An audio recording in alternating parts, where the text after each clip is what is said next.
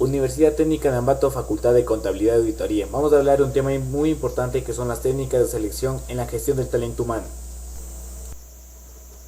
Como la selección de recursos humanos es un sistema de comparación y de toma de decisiones, necesariamente debe apoyarse en algún patrón o criterio para que tengan validez. Como podemos apreciar, primero se debe tomar en cuenta la recolección hasta la escogencia misma de la técnica de selección. En la recolección de información podemos tener análisis del cargo, técnicas de los incidentes críticos, análisis de la solicitud de empleado, análisis del cargo en el mercado y la hipótesis de trabajo. Vamos a hablar de la primera, análisis de cargo, que podemos decir que aquí va a estar lo importante para la selección, es con respecto a los requisitos y las características que debe poseer el aspirante al cargo. En la aplicación de la técnica de los incidentes críticos tenemos que buscar identificar las características deseables y las no deseables en los nuevos candidatos. En el análisis de la solicitud de empleado es la verificación de los datos consignados en la solicitud a cargo del jefe inmediato, especificando los requisitos y las características que el aspirante a cargo debe poseer. El análisis del cargo en el mercado consiste en examinar en otras compañías a la competencia, los requisitos y las características de un cargo que va a crearse en la empresa, y finalmente las hipótesis de trabajo, que es nomás predicciones aproximadas del contenido del cargo y su exigibilidad. Pasando esta recolección tiene que pasar de ley por la ficha de especificaciones. Esta ficha debe contener las características psicológicas y físicas necesarias para que el aspirante pueda desempeñarse satisfactoriamente en el cargo considerado, para así llegar a nuestro tema, que es la escogencia de la técnica adecuada de selección. Tenemos que son 5. Empezando en la entrevista, las pruebas de conocimiento, pruebas psicométricas, pruebas de personalidad y técnicas de simulación.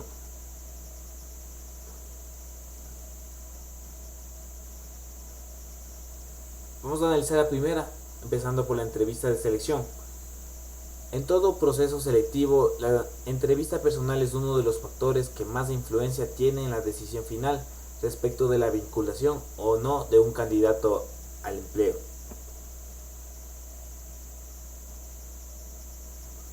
Podemos aquí analizar la entrevista estándar, que es más profundo que la anterior mencionada. Podemos decir que es aquella que ha sido planeada y organizada para sobrepasar los límites y los defectos de procedimientos ordinarios de la entrevista. Se enfoca más específicamente. Vamos a analizar los principios de entrevista. Los principios respecto a la entrevista promueven su perfeccionamiento, que se realice de una mejor manera la selección del personal para una mayor conveniencia de la empresa. Podemos analizar estos 5 pasos que son fundamentales para realizar bien una entrevista.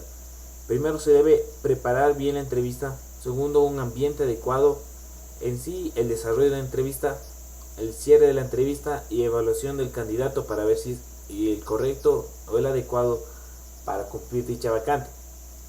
Vamos a analizar el primero, que es la preparación. Se necesita un considerable planeamiento para las entrevistas establecidas anticipadamente para la concesión de empleo o para una evaluación. Sin embargo, muchas entrevistas se llevan a cabo en el momento. No se las planifica, se las lleva en ese preciso momento que ocurren los hechos.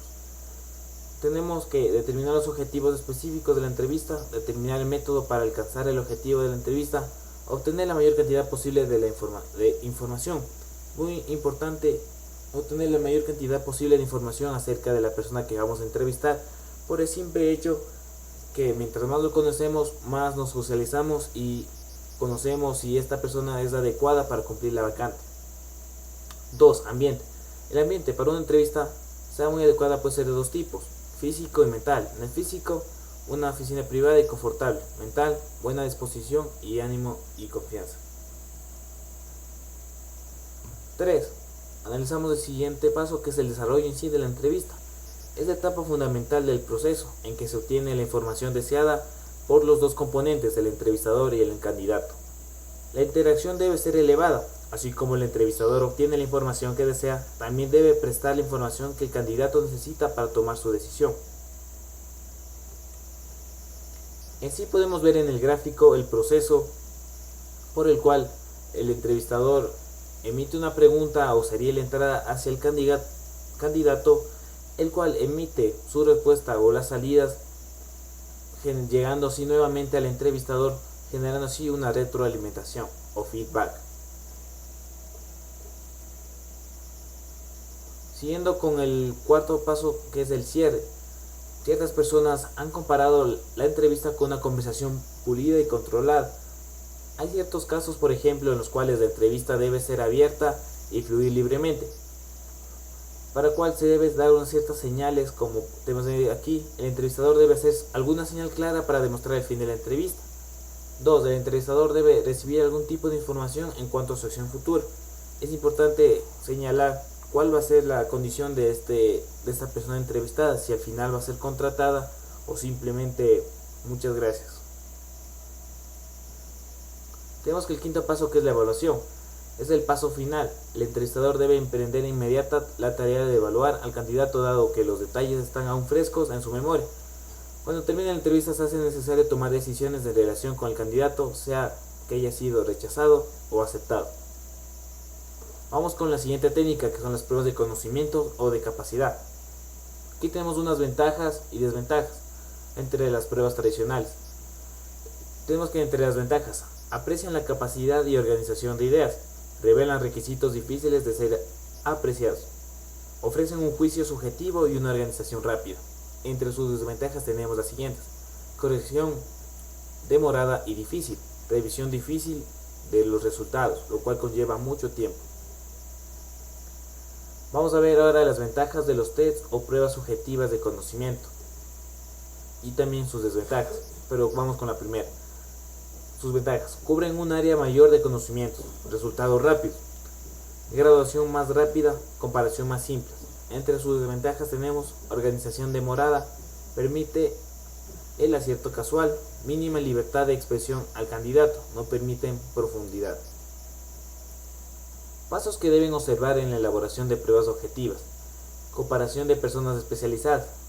Vamos primero. Definir el objetivo de la prueba y su nivel de dificultad. Examinar conocimientos, hábitos y aptitudes que se deben analizar. Distribución minuciosa del número de ítems en función del tiempo. Elaborar las preguntas en forma de test. Construir un número considerable de ítems. Dar dimensiones precisas a las pruebas. Clasificar los ítems en cuanto al nivel de dificultad. Elaborar las normas de aplicación. La presentación gráfica del examen. Vamos a analizar la siguiente técnica, que es los test psicométricos. Es una medida objetiva y estandarizada que mide el comportamiento. Se refiere a las capacidades, aptitudes, intereses o características del comportamiento humano. Se basan en las diferencias individuales. Analizan en qué y cuándo varía la capacidad o la aptitud del individuo en relación con el grupo tomado como patrón de investigación. Tenemos que aquí aptitud más entrenamiento es igual a capacidad. Vamos a analizar el siguiente, que es el test de personalidad. Decimos que analiza características determinadas por el carácter. Son genéricos cuando revelan los rasgos generales de personalidad. Analiza características determinadas por el temperamento. Son específicos cuando investigan determinados rasgos o aspectos de la personalidad. Test genéricos de personalidad. A. Psicodiagnóstico miocinético. Las perturbaciones de las tensiones psíquicas se experimentan en el dominio de los movimientos musculares. B. TZ. Prueba objetiva de manchas de tinta creada en 1942 por el psicólogo suizo Hans Schwelliger. C. Test del árbol del Karl Krohn. Permite la exploración de la personalidad mediante la interpretación de la proyección de la imagen corporal. D. Test de la figura humana de Karen McCullough. Ayuda a evaluar la influencia del medio en la determinación de la imagen corporal y de sus desvíos normales y patológicos. Por último, analizaremos las técnicas de simulación. Aquí tendremos que el aspirante es sometido a una situación de simulación de algún acontecimiento. Es importante, algunas empresas lo aplican, ya que permite al candidato introducirse en la empresa misma, de desarrollarse en el puesto que se va a llenar, a cumplir o a ocupar, el cual se desenvuelve, y de acuerdo a cómo esta persona trabaja, vemos si es el candidato idóneo para cumplir dicha vacante. Muchas gracias por su atención.